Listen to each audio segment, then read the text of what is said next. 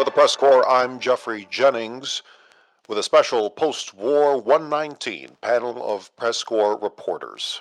Not quite experts, but we'll work our way up to it. We will be discussing how the war went in the macro strategic sense, the Foxhole Infantry update itself, how the Press Corps did this war, thoughts on the upcoming War 120 starting December 23rd, and we'll have guests from around the war and the front line, and we'll have rotating Press Corps reporters as well joining us as we continue on. But as I said before, War 119 has concluded, and let me actually share. Let me share the Foxhole Stats War Review, a beautiful feature that Foxhole Stats has. There we go. That'll come around. The war recap video that you can get at any time at foxholestats.com. But War 119 ended on day 782, with the Wardens completing their hard drive into the southern regions, despite a Colonial counteroffensive and a very dogged defense. Collies made great strides in the center, at one point capturing all of Cal's Pass, the high watermark of their advance. Wardens, meanwhile, came to dominance in the east and the western regions, establishing command of the sea and establishing a strong presence eventually in Endless Shore and the Fingers. And from there, things came to a head when the Wardens drove into the south. But yes, first of all, let me ask our first two members here. Ash, I'll start with you. How do you think both factions did in the war, here in War 119 overall? I think both factions, or both sides, did astonishingly well, especially considering the holiday season was kind of put, kind of on the beginning of this as well.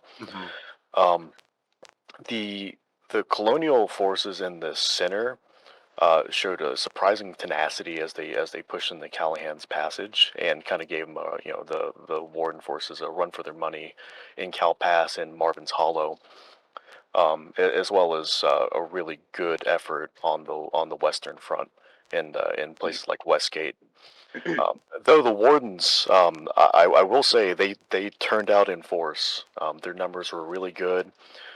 They seemed to, kind of very strategically figure out where are we going to put our manpower and what are we going to push now, and mostly focusing on that eastern theater of operations. There was a very smart play on them. Kat, similar question, but not quite. Okay. Did you have fun? Pretty sure everyone had fun, to be honest. Yeah. In terms of like how well both of the factions did, I feel like both factions did pretty well. They fought as best as they could. I feel like Colonials probably should have focused a bit more on like the islands, like Fingers, Tempest, Fisherman's Row, Steamer Landing, that sort of thing. Other than that, pretty much both sides did pretty well.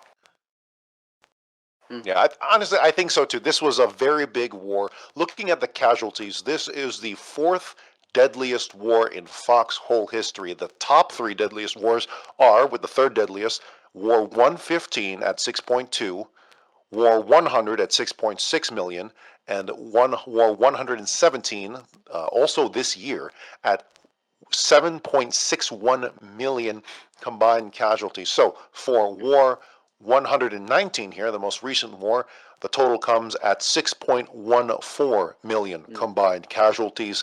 Honestly, it's a dead heat, no pun intended, dead heat between the Collies and the Wardens. 3.8 versus 3.08 and 3.06 million casualties for the Collies and the Wardens, respectively.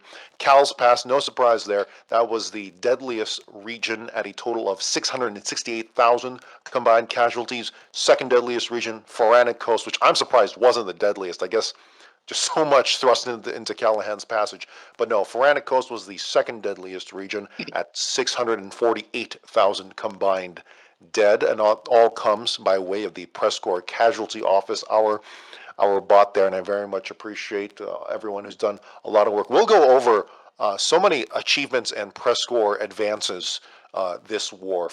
We a lot of the Corps stepped up, but that'll be more self thanks later on. But we'll focus on the war. Yeah, If, if I Collies. may, Yeah, go ahead.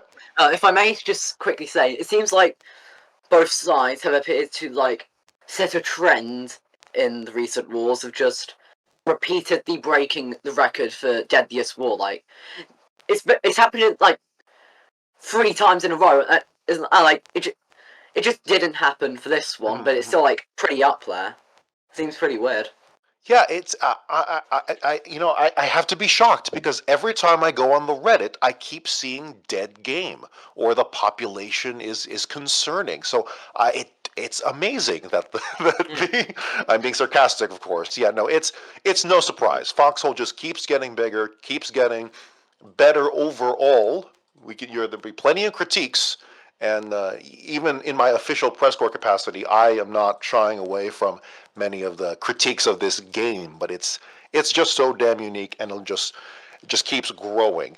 But for War 119 itself, yeah, Collies, first and foremost, let's talk about this. Collies up the center and holding firm in the west for a majority of the war until the last phases of the war. There, about I think day 500, give or take. I'm trying to get it on the screen right now. The the war recap, but regardless of whether or not I can get it on, you can go to Foxhole Stats for that. But yeah, Collies up the center, and they were able to capture all of Cal's pass. I don't know if anyone here was able to get boots in the game in those northern-ish regions, north central regions. But those were some very intense fights. I think Aiden Fraser. I think he was in Callahan's Basher, but I think he's busy with the guests. Yeah, Ash, I had were boots. you involved? Yes, sir. Yeah, I had boots on the ground in Callahan's Passage. Right as the Colonials rather were set to take the entirety of the hex, probably late 400s, maybe early 500s. It might have been late 400s or so. And at that point, the Colonials had pushed lots of armor forward. They were reporting really high morale, really low resistance. But as was kind of the theme in this war, the Wardens saw where they needed to reinforce, and they reinforced.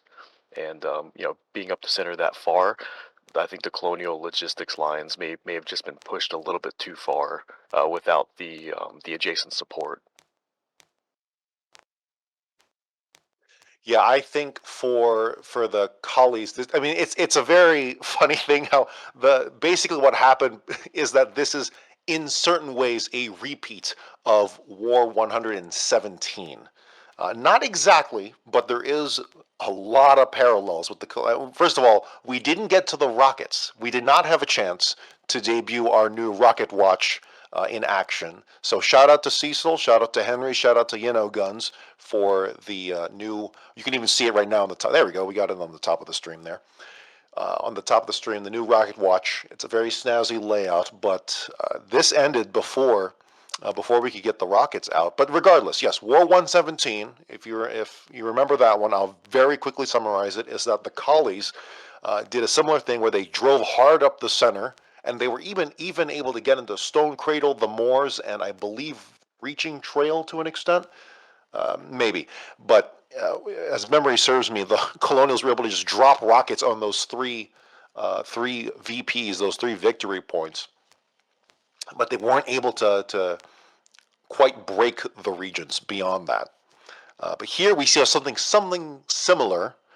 The war did not mature enough in time, and that's because the Wardens established command of the sea in the east and in the west, and then eventually, fingers, first region to fall, first region to be locked down by the opposing side in War 119. Now, this might be a little controversial here. I don't open it up to anyone here in the room, but the fingers, a notorious region to defend because of its unique status in its status as an island region. So I'm talking Stemma, Fisherman's, Oarbreaker, Godcroft's Tempest, but then you got Fingers, which has those unique land connections to Reaver's Pass. Is that the reason, or was there something else? I know Aiden. I know we had saved this topic for later, but Aiden, you were there when the. I'll start with Aiden here. You were there when Fort Barley fell. Can you talk about that? Yeah. Oh, is it my cue to talk? Yeah. Sorry. Okay. Yeah. Okay. Yeah. I think it was like day 8 of the war. Mhm. I heard news of a naval landing at Fort Barley, and I was like, oh, I hope there's not a queue there. There wasn't. Yeah. I don't know what to say. No, that's okay. That's okay. I'm putting you on the spot. This is a very impromptu broadcast. We planned this for about a half an hour, and I was eating lunch during that. As everyone in Discord found out, I accidentally put an @ ping in the general chat instead of the internal chat, so that was great. If I may, Yes, go ahead, Jean. Go ahead. yes, for those of you who may not recall, during the very early stages of the war, Wardens managed to set foot in the Fingers region and around Stone relic base, and south of it was a oil deposit, and the fighting there was quite brutal, and the Wardens there were cut off from the logistics. And given the updated medical mechanics, people constructed a field hospital, and unknown wardens, realized that if someone died when he was lying on the ground of the oil deposit, the likeliness of him turning into a critically wounded soldier was higher. And It appeared higher. It appeared higher. I don't know if that's a definitive thing. It's hard to say definitive, but apparently, given how many times they did it, apparently from the test they did, there was a higher likeliness, so the percentages was higher. So a cult similar to what we saw with the pile on the Colonial side, a cult developed on the Warden side around the oil deposit there. ISO Bear was present and recorded the event and also made a video about it. At the same time, he was there at the same time as Aiden was.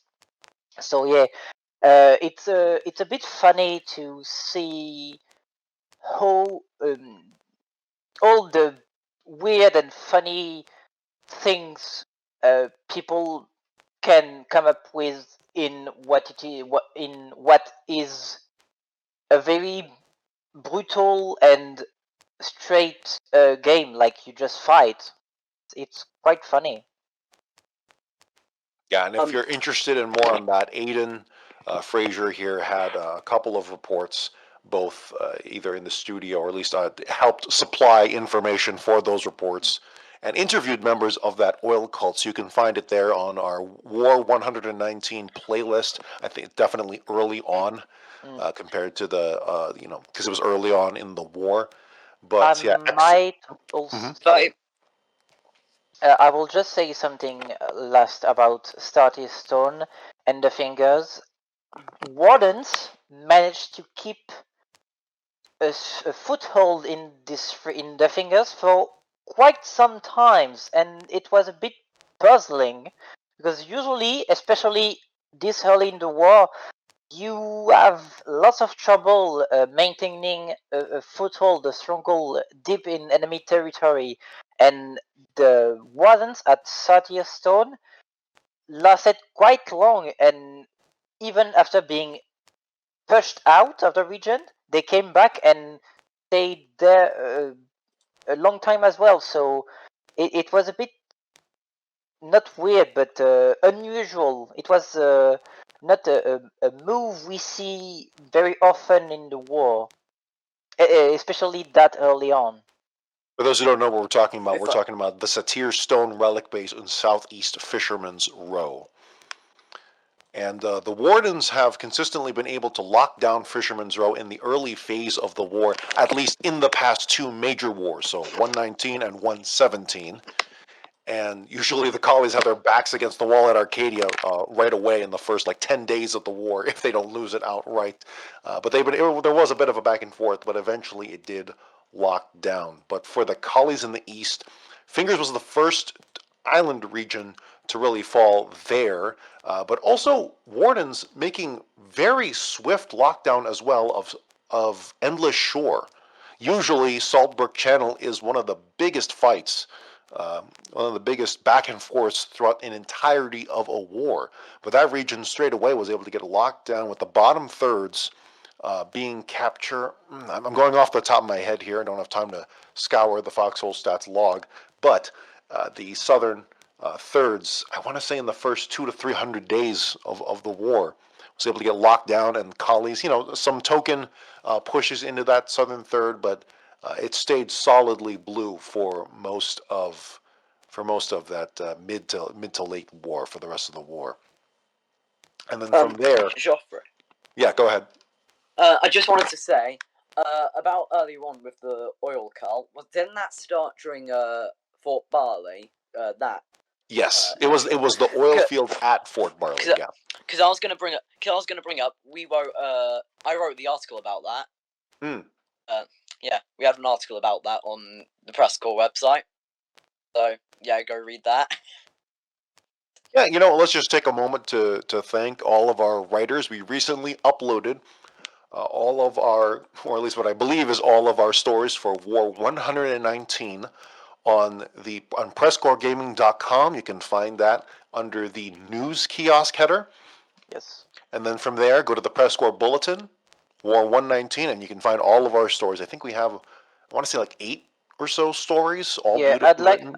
I'd like to present my apologies to all our reader because we are still having we're having manpower issue in the senior administrative section, like in oversight, which means we still have bottleneck in actually producing content.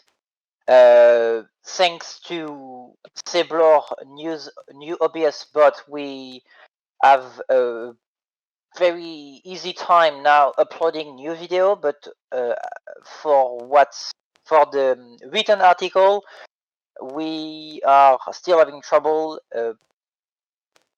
writing them, proofreading them, and then uploading them in a timely manner on the website. It's going to be one of the main axes of work in the coming weeks and months. Yeah, no, absolutely. It takes a lot of work to get this whole organization moving, which is why we take a lot of breaks. But anyway, back to the war, just real quick. Big fights in Pharaonic Coast. That was a dreaded lockdown, not lockdown, which is when one faction takes the whole region.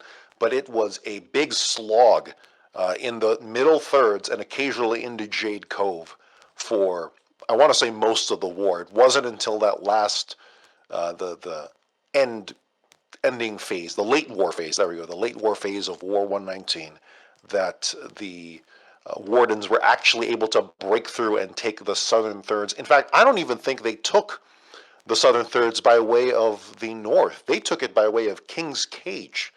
So the Western Front, King's Cage, Wardens were able to take consistent control or hold on to the Manacle, which is the central city and the victory point in King's Cage, and then from there, from Slip Chain as well, establish a front and then move into the southern of Pharaonic Coast, and eventually, of course, constant probes into Westgate. So, to be frank, Jade Cove was able to hold this time. War 119, 100 wars after War 19, and its famous bout with Jade Cove.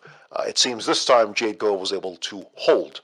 And we didn't see any rocket action, any rocket superweapon action for it. but that seemed to be the case, at least what we could determine from the map, because my God, that was a very long fight in Feranic. I mean, we didn't see any nuke event in Jetkov, but we did see Any rocket event? Yeah. Yeah, I mean, we did see a pretty daring tap operation on Jetkov, and it was not even the most daring raid. This war saw a lot of tap operation. So basically, for those of you who don't know, a tap operation, a reset operation, is destroying an enemy tunnel and then rebuilding it completely. And by doing so, all the technology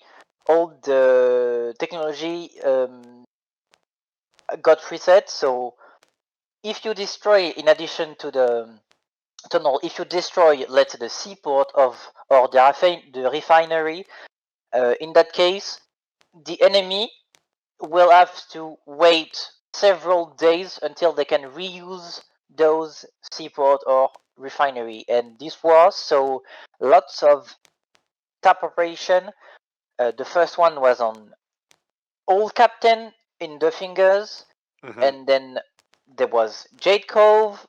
I think there was another one in between, and then the latest and the biggest one was the Warden tap operation on the Bass in Droneville, which was, I have to say, I was dumbfounded. I didn't think it was possible to do that. So, if I yes. may, I may add something to that, I'm pretty sure the Baths is commonly used as the base for most of Colonial Navy shenanigans. So the fact that they were able to sneak into the Baths, past Colonial Navy headquarters, and actually take it, pretty impressive. Obviously, like John said, that's quite surprising. Yeah, the Colonials, or rather the Wardens, had consistent command of the sea into the mid-war. And when I say command of the sea, that's like a military term. That's it's the equivalent of air superiority, right? So command of the sea, that was very pivotal for the Wardens, for them to be able to do so many tap ops. And of course, the collies had their fair share of waterborne operations, a crap ton of them as well. But we're honing in on tap ops simply because those usually take the most effort and a lot of again, for raids. We're not talking about concerted landings like a D-Day landing where you're trying to open up a whole new front. But we're talking about raids where you're in, you're out, and you cause a lot of damage. So that, at least from what we saw in public channels, as well as stories that were shared with us, that's what we were able to see. And you could say that about everything else we're talking about in this war. If your experience was vastly different from what we're talking about, then please let us know in the comments, in the chat here on Twitch, as well as comments on YouTube when we upload this, because we're only less than a dozen active reporters for a war as absolutely massive as you are Foxholes. also welcome to submit a public submission to the aforementioned channel. You can also, sorry, I will finish my my food before talking. Sorry. Yeah, how are the attendees? Oh, sorry, I was saying. Sorry, that was very unprofessional of me. But yeah, if you want to share your personal experience of the war, and not even big operation, we're interested in everyday life is important to Foxhole. Everyday life is what makes 90% of the game. So you are all welcome to submit your work in our submission channel, be it small, big, funny, sad, roleplay, meta. We're always looking for story and for player testimonies. Sorry. Yeah. Let's pivot right now, real quick, to Lynn of Mercy in the early to mid war. If anyone was involved there, I want to talk about that real quick because the collies were able to do a really interesting move in Lynn of Mercy. And not, when I say move, it's not a singular act. It's more of just this general thing they were able to do. So from Prairie Bazaar, collies lost Prairie Bazaar very, very early on in the war, but they were able to quickly capture it in the grand scheme of things. I'm trying to center it here on the, not center it, but I'm replaying that section on the live map on the stream. And from there, the collies were able to move counterclockwise through Outreach Ranch in the east, through Lothair, through Rot Dust, through Longwine in the north, and then besiege Ulster Falls from the north and effectively cut it off. And if the Wardens hadn't been able to hold on to Crimson Gardens for as long as they could, then the collies were able to just really clean sweep the whole area. And it was a back and forth over several, I want to say like a week or two in real life, where where it was just it was like a meter, filling up between green and blue, back and forth. That clockwise, counterclockwise move around Lid of Mercy. So interesting how the collies were able to, despite there being what 2-3 bridge fights, they were just able to put pressure on it consistently, despite all of these vectors of counterattack from the Wardens, and then eventually, I don't think they ever locked down Lid of Mercy, but I know that they were able to at least like near lock it down, or at least lock it down for like a day or two. You mean the the game. collie? The collie? The collies, yes, the collies. Yes. Well, I was mainly on this front because 11 Brigade was in in this theater, so I had plenty of first-hand experience, and the fight there was quite brutal, and both sides were dead on winning. So yeah, after the initial fight with Colonial encircling the city to the north and cutting off the access to it, and so the Wardens came pretty close to lose this important city. Once this initial fear got repulsed, the fight there was a pretty it was a lot of back and forth, and it was quite fair. And I think the main axis of fighting was from let me take my my map because I don't remember, but like on the eastern side of the map of the region, from for the colony it was from Prairie Bazaar. Yes, we're talking about Lid of Mercy. Yeah. And so yeah, this stretch of land, north to south, on the eastern part of the region, was where the main fighting was located, I think, or at least was there where the front line was the most fluid moving.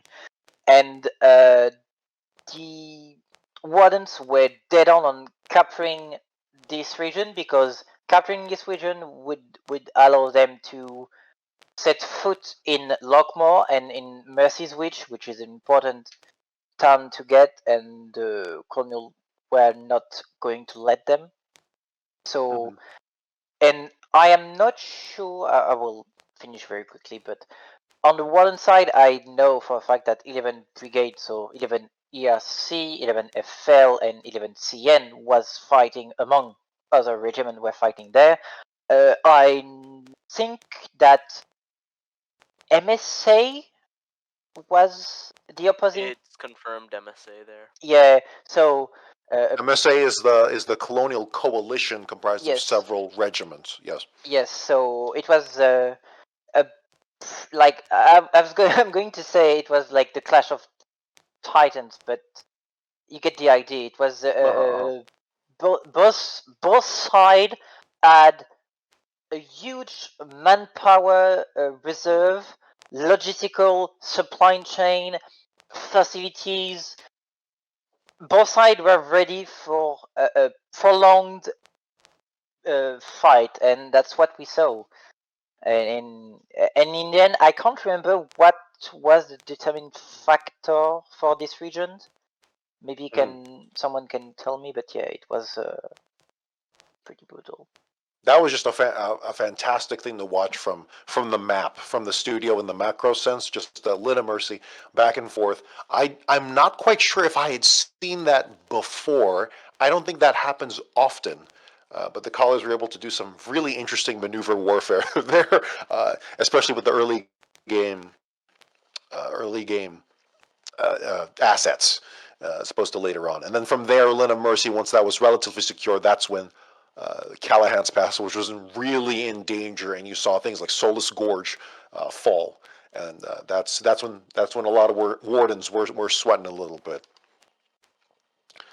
But yeah, I think from if there's no other aspects of, and again, we're talking extremely macro, very strategics. I'm glossing over a million different stories that happened this war, as we always have to do.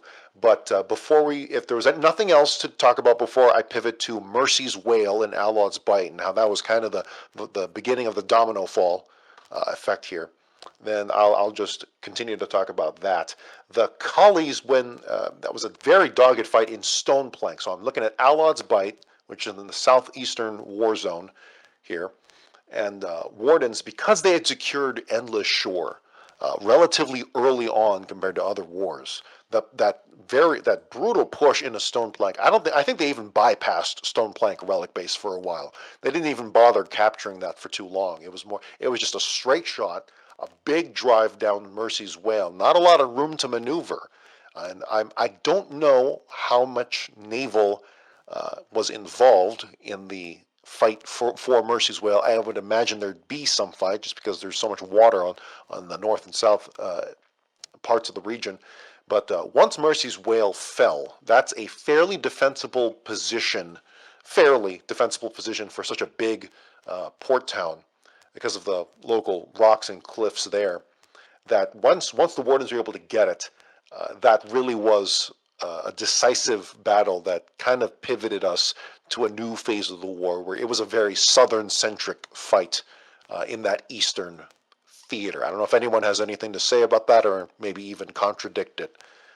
But from there, it was a big long march through Shackled Chasm. I think Drowned Vale kind of fell in parallel to that, and then just consistent harassment of Reavers Pass, Terminus, Acrithia, and then from there, that's how we wound up with the end of the war on day 782.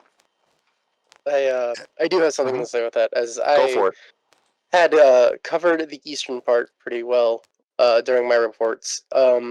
Obviously, it was not the first time the Wardens had made a push south. It had almost become a running joke that I was getting a sense of deja vu, as the Wardens kept pushing south into Reavers Pass, and sometimes they get into Alids and they get pushed back. But I think that did make a difference, because each time they would do that, they would wipe out all the Colonial defenses, and the Colonials would rebuild, but not entirely. And each time got a little bit easier. It was kind of like chipping away at a mountain, and eventually they got through. So those repeated charges, I think, did make a difference. That last Colonial counteroffensive, if no one else was talking, the last Colonial counteroffensive, I'm trying to find it here. That was about what, day, 600. It was like the last weekend before this weekend in real life. I want to say like day 650, give or take. That's real rough.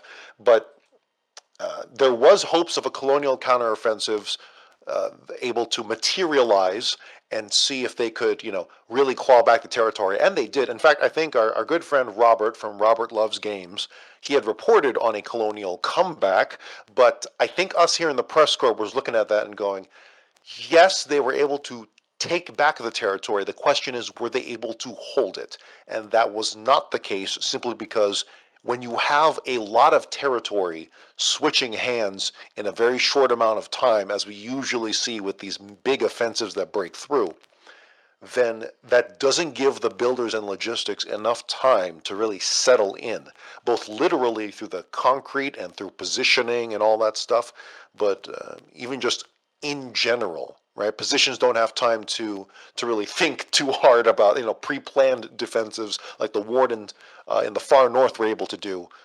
and for the Collies, it was a lot of makeshift slapdash. We got to get this going because we know the Wardens are going to come back. That very fabled phenomenon, not fabled, very real phenomenon of a Warden weekend. Although with the holidays, that was some give and take, especially around Thanksgiving.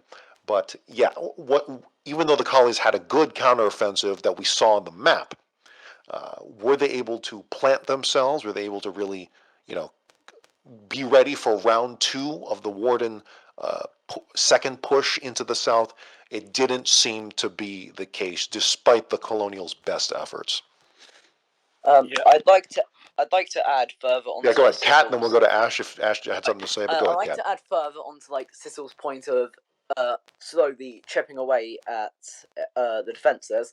I think one of the vast colonial forts in Westgate near Jade Cove. They called it Fort Femboy or something, which unique name.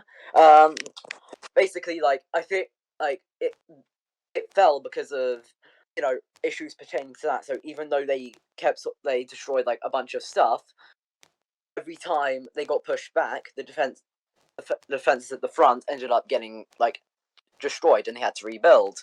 And eventually, it got to the point where they couldn't where the Wardens chipped away enough for them to break through and just break through.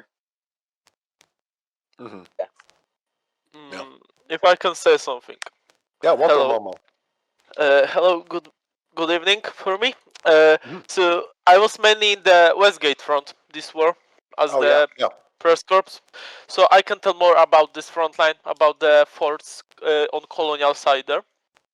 So Colonials did a really good job defending this side. It was one of the most well defended sides. Colonial builders from KSR and CRG and DFO make a really good job preventing Westgate from falling. They made a lot of big concrete bases with layers of concrete. Those bases were especially good projects against Warden fleet. From what I know, the Colonials destroyed multiple frigates and one battleship in Westgate using coastal artillery. Yeah, it was Mhm. 2 Go ahead. frigates, but I don't.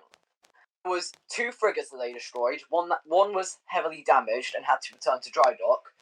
I don't remember them sinking a battleship. I do remember them claiming a high amount of battle tank kills. Battleship was sink few days IRL ago.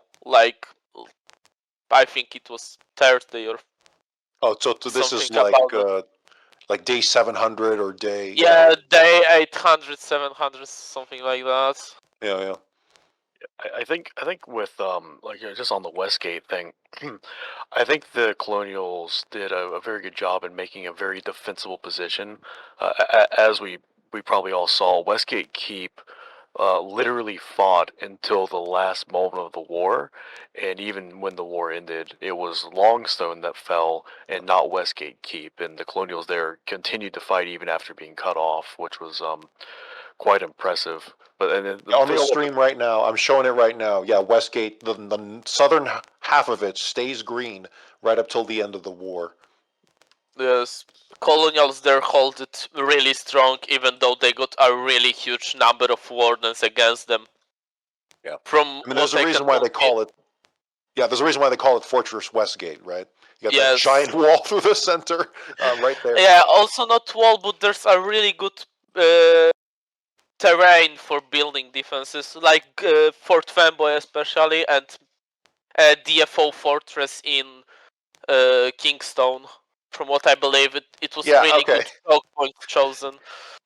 Kat, I know you had a very, very rough draft that we haven't been able to put on the website, if we're ever going to do it. But yeah, Fort Femboy. Can we talk about that real quick? So Fort Femboy, you can't just name it like that and not talk about it. So where was Fort Femboy in Westgate? One sec, let me get up. I had the notes saved somewhere. We got notes, but actually I have close contact with the author of it. It's my brother. So what I can say, it was really an accident, and he didn't believe for it to survive that long. and to make That's you know that what? many That's what they say casualties about all for Wardens. femboys. That's what they say about all femboys, right? It was an accident. I didn't think I'd wind up this way, but we just survived. That's just what they say. Okay, I'm Like- kidding. Yeah, but from what the biggest surprise of him was that the fourth fanboy actually did so many casualties to Wardens. That they lost so many battle tanks after the battle tanks was just research from Wardens. Just to be clear, where in Westgate, like just generally speaking, like the northern half, the southern half, Yeah, I believe it was Northern half above the Kingstone city. above Kingstone. So this is near the center, but on the northern half. of it. Yes. Yes. I mean, that sounds right. That's like right at the good joke point there in the cornfields, give or take. Not cornfields, but you know what I mean. Between Kingstone and the water to the northeast. Joffrey. Yes, If I might add, so I'm looking at the notes that we had for for Fort Femboy, yeah. Fort Femboy, yeah. So, like, it appeared that it was like repeatedly assaulted by waves after waves, which further added to like chipping away at it thing. Apparently, like it, one of the main defenders of it were like CRG or something. So. Did we ever manage to verify the amount of battle tank kills they were claiming? Because like there was like at the end of it, it was like 24 or something. It was 14 I'm not sure. to 24. Yeah. I'm not sure. Anyway, yeah, that's pretty much everything that I have on it that I can bring up here. Without spoiling, you know, the potential article. No, for the Watch collies, that space. considering how much of the colonial backline really is open plains and open fields, it's a surprise that it wasn't those like heartlands. And Lockmore did eventually fall towards the end, but it wasn't quick. Sableport, Heartlands, Great March, Umbral towards the very end there, yes, but that wasn't the weak spot. Instead, it wound up being Fingers, that's not a surprise, but Reavers, Alod's Shackled Chasm, that's where, and Drowned Vale, where there's a lot of bridge fights, a lot of water, a lot of geographic barriers. That was what fell there, and that's just there's a thousand factors that go into every single battle, but that Warden, I guess that's my phrase of the day, isn't it? That command of the sea. Very good naval dominance in the eastern and western regions for the Wardens, able to take those island regions and apply pressure and just this massive theater scale pincer upon the collies and just putting a lot of attrition in that central push, a very big central push for the collies, but eventually things just could not hold out, and that eastern flank was the death of them. Despite strong colonial defenses, it just wasn't able to hold. So that is, unless anyone has something else here, that was the big, that's the big macro zoomed out strategic view of the war. And real quick, looking at our sword bot, thanks to Guns for giving us the strategic weapons readiness and deployment bot. Which, let me just say, that acronym I think has changed multiple times every single broadcast. It floats between super weapon readiness and dispatch to strategic weapons. Reliance and dispatch, and it doesn't really matter at this point. That's a running joke, but both sides able to plop down a lot of storm cannons. It honestly amazes me for the amount of vocal pain that the builders of Foxhole see themselves through. They're able to put up a lot of storm cannons every single war. So for the Wardens, I believe they were able to build, give or take, what is that, 90 storm cannons? And the Colonials, simplify the fact that it was less because they had less territory to build out of, but still, 4, 5, 6, 65 storm cannons? So I'm including the ones that were destroyed, give or take. And not nearly as much strategic centers, but a lot of storm cannons this war. And I know, Jean, if you're still with us, do you know? Can you talk about that? You had talked about it before with me off the air, but that 3 storm cannon operation in Deadlands. Can you go a little bit into that? I remember at some point. So Deadlands was in Colonial End for quite some times. Line of Mercy was still contested, and what happened was I think one regiment brought its Railstorm cannon. I think it was KGG, but I am absolutely not sure what I'm saying. But That's okay. You don't have to know the regiments, but there was yeah, 3 storm cannons there was going off. 2 storm cannons were being deployed by a regiment, I think, from Collins Passage. Yes, so Mhm. 2 Railstorm cannon, 2 Tamets cannon were being deployed by Wardens targeting Collins Gate, which was like the main gate of the Right. region. Uh-huh. And it was like 11 p.m. French time, so it was quite late. And at the same time, 11 ERC brought 2 of their own, set them up around Merciful Strait, hmm and started targeting Mandible Crossroad just southwest of the spine. And I think around the same time, another duo of Railstorm cannon were being brought by another regiment and set up near in Marbanolo, maybe near Spitrox.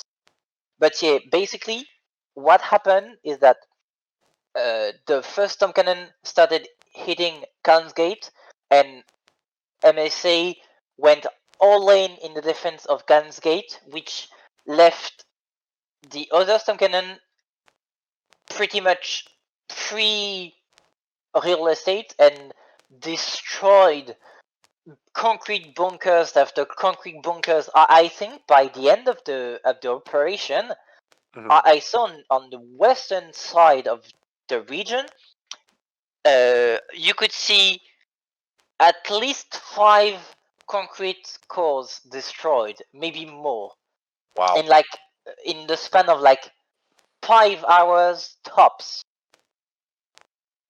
So Goodness. what's usually like cracking up, breaching a region like this, especially Deadlands, which had been in colonial ends for quite some times, takes weeks, and Wardens managed to do it in like hours. So yeah, it was a pretty great moment Pretty good. Yeah. Yeah, sorry. No, it's okay. Hey, as I always say, your English is better than mine French, so don't worry about it. My non-existent French. No, for the war, I think we'll wrap it up right there. Just wanted to mention that cool operation there in Deadlands. Let's very quickly in the next 5 minutes here talk about what was our favorite part of the infantry update itself. So I'm talking about the new vehicles, mines, melee combat, infantry mechanics. What did we like infantry update? That's a tricky question actually, because this Okay. update got really a lot good assets into the game added. So it's really tricky question here. I think for me, my favorite part was the Colonial assault tank, the new Nemesis, called the Wiener Dog. I think I've heard in some cases. It's that long wheeled thing. So let me say this: it's not my favorite because I didn't have a chance to like ride it or anything. It's my favorite because everyone that sees it always goes, "What the fuck is that thing? What am I looking at?" And, Yeah, it's and the everyone's French reacting. And definition this, of a tank. It yeah, has a cannon but a wheel. this was cross faction. Both sides was consistently the same reaction. What is this thing? But then when they had a chance to actually either go against it or actually use it, they were consistently going, "Wow, this thing is cool," or this thing puts up a fight. So that's what that's my favorite thing from the infantry. I rarely get to see a reaction like that so consistently during a war, but that's the reaction that you see. I think. Go Momo, then Cat. Yeah. Okay. Yeah. Okay. For me, I think the best thing is mines, like Yeah, anti-personal mines. Oh they my are, god, they, the they have mines. really Oh my huge God. potential for defense, offense, or even just partisans. Okay, so And basically, even just trolling inside the friendly facility with your friends. how to sum up the update? Best part of the update, the anti-personal mine was part of the update. It's also the anti-personal mine because it's such a double-edged sword. Like you can do a lot of damage, but also get fucked by them left by the enemy. So yeah. They're I just, sorry. They're the forbidden sardine cans, I called them. And they're great because it was awesome seeing people, no matter how many hours they had on Foxhole, whether it was 1 or 1,000, would forget that these mines now existed and would just run between gaps in the anti-vehicle minefields and would just get blown to smithereens. It was great. You I can't. saw So, brigadier generals getting blown up. I saw privates getting blown up. Mhm. Usually by our own team's mines. Usually by If our own you're- sites. if you're in, remind me, if you're in the middle of that, so this is the blocked, like the field, the mine field, the The big ones, concerted yes. asset. If you go, there's no avoiding it, right? You can't Yes. finagle through the middle. You're going to get hit with a mine, right? Yes. Yeah. Yeah. The And as long as individual it has ones you can mines. kind of get around, but the big fields, yeah, you're going to get hit by them. That's so funny. I just say that my favourite part of this, Joffrey, am I allowed to swear? I just ask. Fucking go for it. Yeah. Alright, the news tank is fucking awesome. Like the Nemesis is really cool, and I will fight whoever says it's not. It looks cool, and it just is cool. Alright, I really like it, but also it's really cool off road. Yeah. That's all I have to say. Real quick. So then we're gonna pivot real quick in the next couple minutes here to the infantry mechanics themselves. Did we feel a big change in how infantry firefights handled themselves? I will say my favorite mechanic so far is just holding down spacebar and being able to climb. Just like this cool Assassin's Creed like mechanic where you just hold down a single button and then suddenly you can start climbing shit. That was my favorite aspect because I'm still so used to spamming the spacebar to try and get around a town or get around a mountain. Now you can just hold it down. So nice. And then I'm not sure. Not sure if this counts as like a mechanic, but like the melee combat like additions. no, go for it. I really like them because now I can recreate London in Terminus. Actually, now I don't think. recreate. Yeah. I don't think Aiden is here with us anymore in the chat, but he also had reported on, I think, a second cult. This was a much short-lived cult, Cult of the Bonk, where it was, I think, it was the Wardens with their clubs, and they were like seal clubbing people early on in the war. It was really funny. I do have to say, It ended because of a lack of membership. Sure, it died out like most cults do. Go ahead, Cecil. I do have to say, regarding melee weapons, some of the best moments I had in this war was sitting in a trench with my rifle, and all of a sudden, out of the middle of nowhere, hearing screaming in the distance and a bunch of wardens with clubs charging the trench line. They won like 10 out of 10 times, but it was so fun to be desperately holding back against this wave of people with sticks in their hands. And we did the same thing with the swords, and it was so much fun. It was like the best part of the game for me. Never bring a knife to a gunfight, but sticks? Oh shit! The sticks were the stuff, man. That was. Ooh. I just ask why did the devs call it a dagger? If that thing is the length of It's a short not. sword. It's really not a dagger. It's a Why short is sword, it called a dagger? basically. It's a short sword. Okay, Well, if I may add my opinion, I think Well, okay. the best. We'll close with Gene on that, and then we'll talk about PressCorps for like a couple minutes, and then we'll go to interviews. Yeah, go for it. Yeah. So my best thing I best liked about this update was the revamped medical system, which first of all allows lots of people to role play and LARP as much as they want. I have my friend Pickett in mind. But yeah, and now being a medic and building medical tent and bunkers is like actually viable because it produces and that also this this update added another layer of complexity. I mean that in a good way to the game because now you can actually be efficient and produce shirts by being a medic, which is nice. It also I makes like way it. more sense too because before it was like, hey, we have everything we could possibly want in this bunker system, but the hospital is outside in a fabric tent. Yes, So now look. French tactics. Yeah, that's so freaking true. Okay, I guess we'll pivot now to real quick, couple minutes here, just pat ourselves on the back, PressCorps activities, YouTube activity, 41 videos uh, in a majority of them English and a couple of them in Hindi. So thank you to Reynold Daslov. He's not with us right now in the chat because it's like 3 in the fucking morning in India, or I'm sorry, in that part of the world. I'm not sure if he's Indian. I think he's Indian, I but think he's Indian. He's Indian. yeah.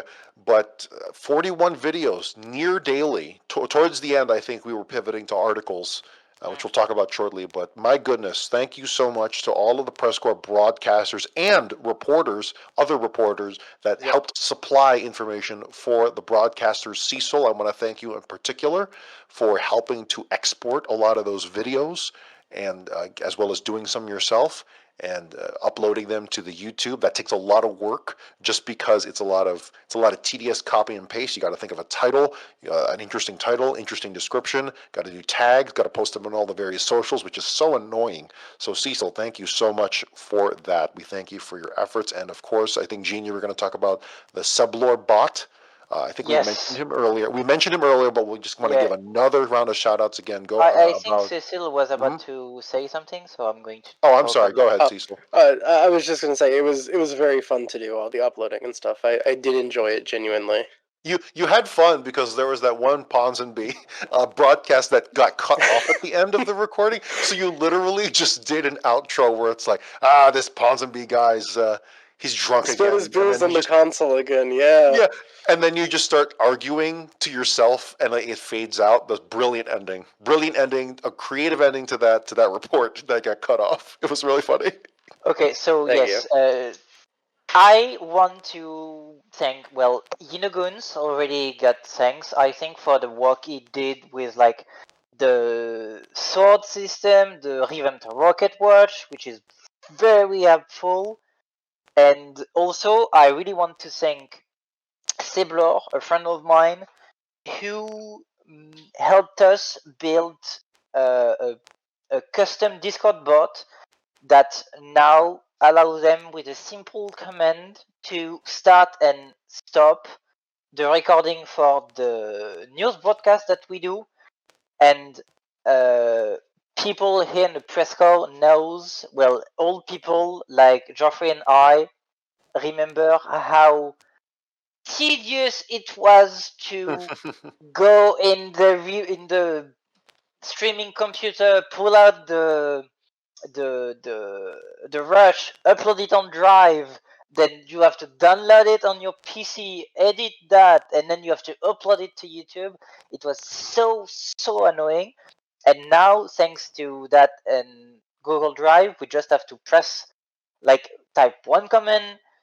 The recording is automatically uploaded. Any one of us can edit the video and then upload it to YouTube. So without Tableau's bot, I don't think we would have been able to publish so many videos this war. 100%. We're gonna pivot to interviews in just a few more minutes. Promise everyone listening in Studio B, we hear you, we see you.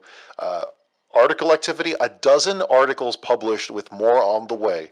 That sounded like the Star Wars prequel joke. No, this is. I think you wrote it like that. You did, didn't you? No, a dozen articles published, and that's really impressive because It's honestly for me, it's so easy, relatively speaking, to do broadcasts. It's so hard to do a good article. I'm very bad with writing, or at least good fast writing in a timely fashion. It's so difficult. So thank you to all of our writers, both in-house as well as community submissions. You can, if we get to it, you can get your article featured in the Press Corps Bulletin. We'll put a big community submission in the byline there, and you can see it on the website, and it's there. It's there to read, on the site. So thank you to all of our writers. Thank you to all of our new staff across all disciplines, including reporters, writers, and broadcasters. A few of them in this very chat, like Ash and Kat. And I think I don't know if Momo's been, or if Momo came back, I'm but here. Yep. yeah, I feel like you came back. Like, are you new this war? Did you just join the press corps, or were you in it before? I was in it before, but I really didn't know what to do, so I was like in the quiet space Shadows. of PressCorps, didn't do Right. anything, but then Jean just wrote to me about that PressCorps is getting back alive, so I was like, hey, you know what, I have some more free time, why not to do something with you guys? There you go. Excellent. Thank you so much. And yeah, just a quick shout out to the Operation Support, which was a video that we featured. Please go check that out. A lot of us worked really hard on it. Some cool voiceovers.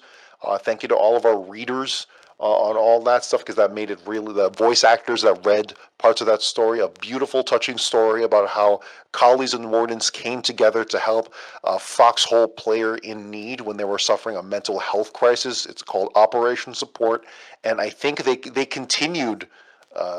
Even past the story that you see in the video, it continued into past that, with even more MSUPs being supplied to that player in distress. And hopefully, now that they have a good community, we heard positive things, that player in distress reached out to members of Operation Support and said, "Hey, I'm doing much better. Thank you so much."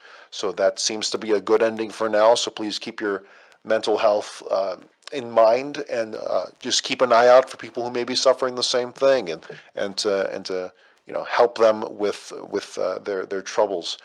And then also, as well, thank you to our Stormchasers. I can't believe we only have a few minutes to talk about this.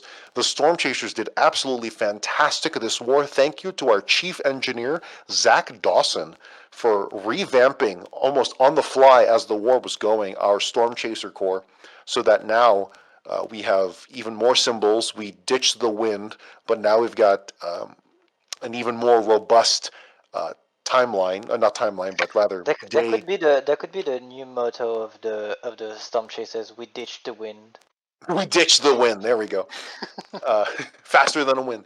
But no, we had three. The Stormchasers had three storm systems that we officially declared this war, that the Press Corps declared, the Press Corps Weather Service, in War 119.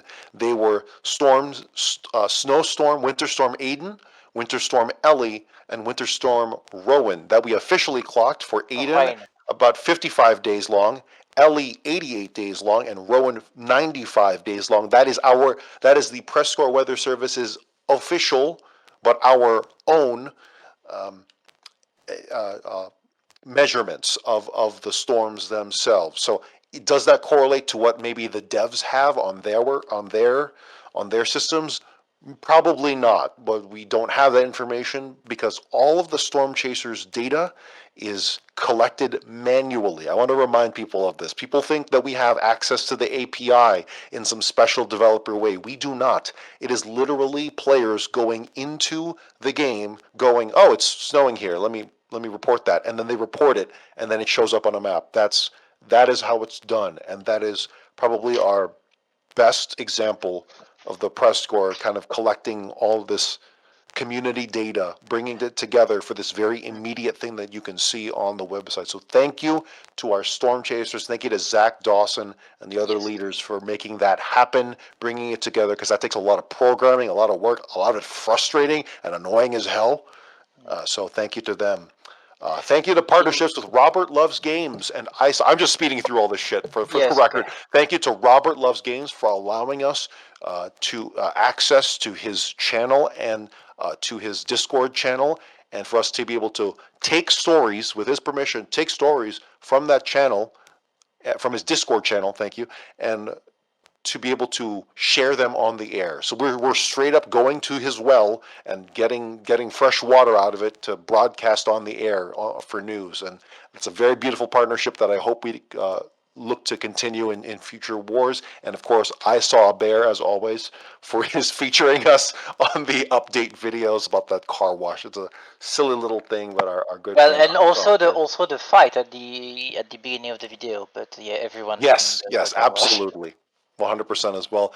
And last but not least, thank you to we got two new reporters. We got a newsboy and a newsgirl here to share. Rowan and Ellie, thank you so much for joining the press corps. We hope to see you on the battlefield soon. About when you reach the age of 5, that's when it's all right, because we're not going to send Maybe you can just sell newspaper for now. Okay, that's I think we sure. can give them a pass. We can Yeah, just yeah. send them to the coal mines to do reports from the coal mines. Oh no! Whoa! We don't have coal mines. We have paper mills for our newspaper. Oh yeah, Yeah, actually, that's true. That's true. send them to paper mills. Send Yes, them yes, to no. PressCorps facilities. In all seriousness, thank you to the press corps. He's been, I think, whether he's retired or resting, that's totally I fine. think he's doing a pause of the game. That's fine. That's fine. Thank you to the press corps' Jackson Q. Sterling for the birth of his lovely children, Rowan and Ellie, and we do hope that they grow up to be grow up to be press corps reporters one day. We'll see. Maybe not. But anyway, that we'll end it with that. Thank you to our panel of so-called experts, not really, for joining me. And we will now. It's weaponized autism.